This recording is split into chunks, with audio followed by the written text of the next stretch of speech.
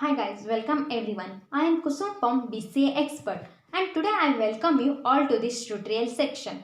In this video, we shall discuss about how to print the patterns in C language. So without wasting much time, let's get started. So first, I am already discussed about the basics. So first check it out that video.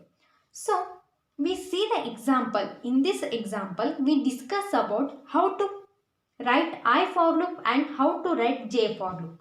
So first we write J for loop and next we write I for loop. So you can think that why we write first J loop and next we write I loop, because it's understand too easy and write the program and it is learn to program, it's easy. That's why we have to write first J loop. So you can see the pattern here. How can we print the pattern? It's simply, don't worry, I will explain about the tricks. So here check it out, what is the first value of each row? It's same or different? It's same. That's why we have to write j is equals to 1. The value are increasing order 1, 2, 3, 4 like that. In every row increasing. That's why we have to write j plus plus. When we write j plus plus, we write j is less than is equals to. When we write j minus minus, when we write j is greater than is equals to. Remember that trick. What is the last value here? 5, 4, 3. It's not same. It is different. So that's why we have to write j is less than equals to I. After that we write I loop. What I starts from? I starts from 5 to 1. Means it is decreasing order. I equals to 5. I is less than equals to 1 and I minus minus. Why we add I minus minus? It is decreasing order. That's why we have to write I minus minus. So next we write program. So first we write slash include stdio.h header file. Next we write int main. After that int main, it is the starting point of our program.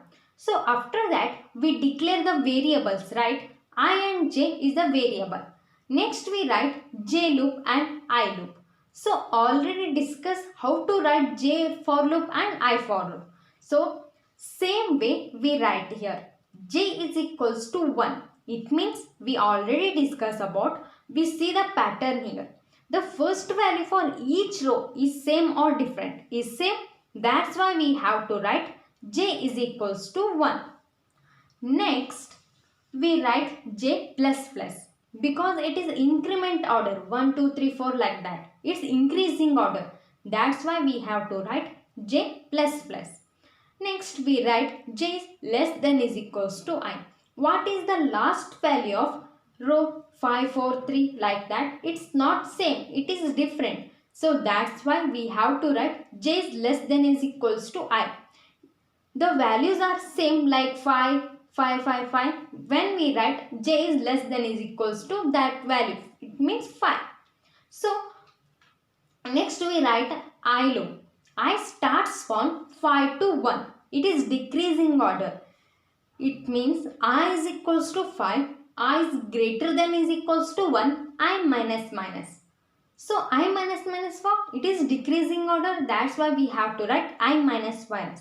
I is equals to 5 means I starts from 5 and end for 1. So it is decreasing. So I is equals to 5. I is greater than equals to 1. I minus minus.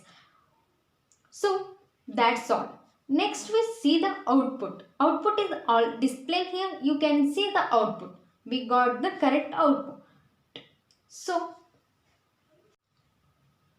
same pattern we print the star. Means instead the number we print the star. How can we print the star? So consider the same example but little bit change here. You can see here printf statement. Printf statement is changed. We change the printf statement only star. So over. We can see the output here. You can see star pattern output here.